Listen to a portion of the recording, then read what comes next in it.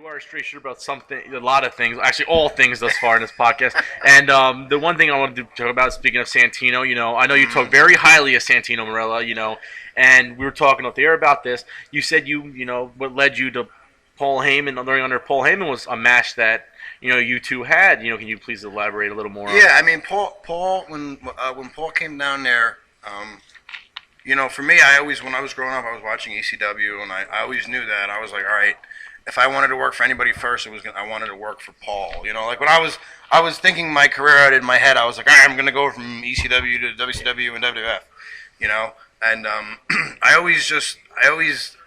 I just always liked the way Paul knew how to make the crowd pop, like in ECW. You know what I mean? Yeah. Like he knew how to make those moments where that place just went nuts. And he came into OVW, and the TV side, as the students, we were supposed to pack the bleachers, and you stood in the front row and you made noise and you cheered and you were supposed to do. That's what TV was done. I mean, this is how things were done. And he had said that we see everything. We pay attention to everybody in in the crowd and all that. And from, I guess, a lot of dirt sheets and other things, people may have a lot of bad things to say towards Paul Heyman as far as things he might have done. Or how was he? I'll tell you, I'm going to tell you the God's honest truth. The man has never lied to me. From what I hear to other people, you know what I mean? That's a whole nother story. But to me, he never lied to me. He had meant, every time I had left, I would see, he would tell me, I see something in you, I see something in you. You have this look, you have this something, there's something about you. And I'm like, okay. And he was like, you look like a tough guy. And I was like, well, yeah, I'm a young kid. I'm like, yeah, well, I am, And it's like, yeah, I'm like, yeah, I could be a tough guy if you want, whatever. And he was like, you just have that. He was just have a look. And I was like, all right, cool, man, And he was like, I don't know what it is. Wow. And I was like, okay. And there was a match where Ken Doane was leaving and Bobby Lashley was actually there under the time too. Bobby was leaving for TV, and Paul Burchill was also going to TV, and Triple H and Cena had just wrestled at WrestleMania. This is about 2006. It was WrestleMania 22 was when so around that was they just had that match and that was the first time I think I had ever seen people go boo, yay, boo, yay, like for every punch. And that was Cena and Triple H. And now, were you there? I was in OVW. No, I was at OVW when that happened. But we would all go and watch the pay-per-view because this is why we came here. We moved to Louisville to get a job wrestling, not to work for GNC or not to work for ShopRite or anywhere. All right. Well, the only reason why I think I was asking, I know Punk was I guess was doing the Tommy car thing, so he was OVW, so I thought possibly you guys were well, Punk was the OVW champion at the time when he did I guess at the time when that happened, and Paul came up to me actually before the show, and he said, I need you to get these people behind the match tonight, the main event. He goes, I really want it to be, So he goes, so I need somebody in the crowd to definitely really, get people up. And you were like, all right, whatever. I was like, I was thinking to me he was just, filling my ear with, but like you said, you did whatever you had to do at the time to get whatever, because you're like, this is where I want to be. This is what I want to do. And I'm learning, and I'm, and this is early. And, he shook my hand and he pulled me in, and he goes, all that talk about how we're watching everybody in the crowd, and we're going to pull somebody out, and somebody's going to get a spot? I said, yeah. He goes, yeah, well, that's you. And I was like, thinking to myself, like, all right, he's probably full of shit. Yes, because that was just, it was anything, and it wasn't anything towards him. It was just that you hear so many things about, this guy talks so much crap, and you hear so many stories, and you're like, so I kind of, when he walked away, I kind of held his hand like, don't lie Like, you know, I kind of looked back at him and just kind of nodded and just looked, and he looked at me and he shook my hand again, like, stronger, and he just nodded, and he walked away. And next week, he comes up to me, and I'm Mo the Mug, who's a boxer from Jersey, and I'm in the ring with Boris Alexiev, who is now on TV as Santino Marella, and I had a character, literally.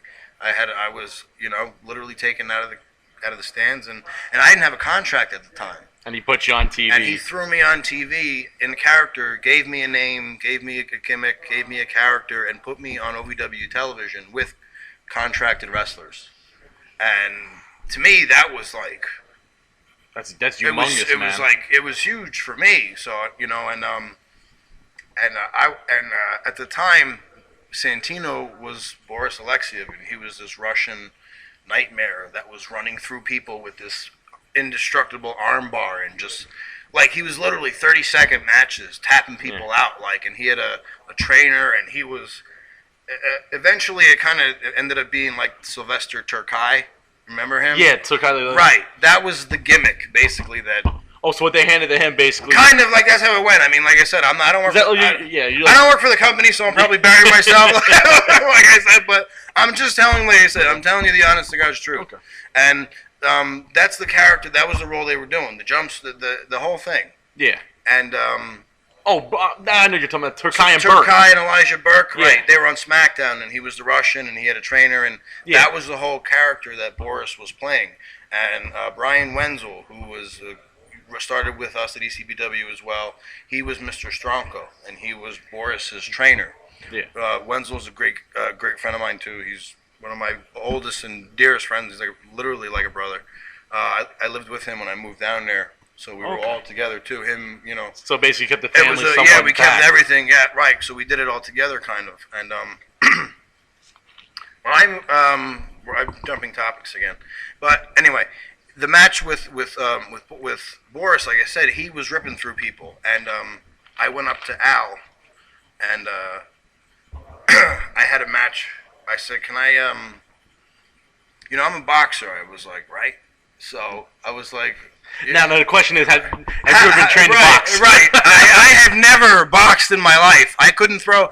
The biggest thing when I first started was I was a baby face too. So as a baby face, you don't throw punches. You know what I mean? Like that was it. Like you didn't punch people because you were a nice guy. You know what I mean? It was the forearm strike. I threw a drop kick. I threw a nice drop kick. You know what I mean? And that was what people would tell me. They go, "You got a great drop kick," and when I would throw, that was like the big thing that everybody always kept joking with me down there was they were like, "Dude, you got great drop kicks," and I was like, "Thanks."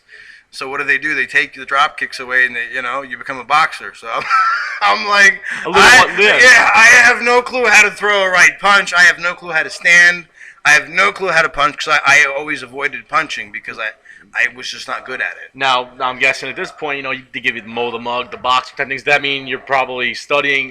Were you studying box or were you studying? Right there. Then I was like, oh man, what am I supposed to do now? You know, so it was like,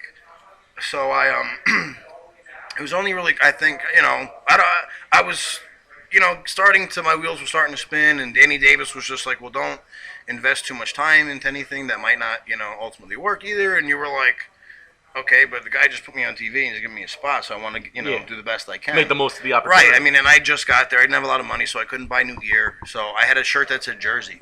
So I cut it. It just said Jersey. That was it. So I cut it like a Mike Tyson towel, like you throw over. And I put a skull cap on, and I taped my fists, and I took my kick pads off, and I had trunks on. And I was like, I was Mo the Mug, and I was a boxer from Jersey, you know, and that was it. And I went up to Al Snow, who was booking at the time, and me and Santino and Wenzel, we were also really, really close. And Boris or Santino was, I went to Al and I said, Al, I'm a boxer. I said, can I knock him down? Can I catch him with a lucky punch and knock him down? Yeah. And he was like, He's like, okay. He's like, just don't stay down for too long. He's like, because we don't want to make it look like he's got a glass jaw. Yeah. And I said, no, I understand that. I said, we were just like, it's just for the story. We were like, what the hell, why not? And Boris really wanted to give me something too, because he was like, he was running through people, and he's like, I don't want to do that to you, which was like awesome.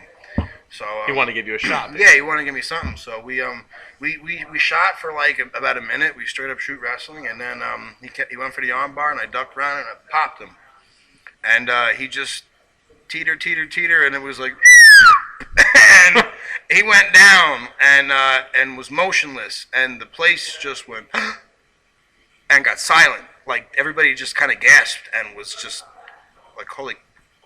Like what the hell? So I got this look on my face like, oh my god! I ran over there, covered him, hooked the leg 1, 2, and he kicked out.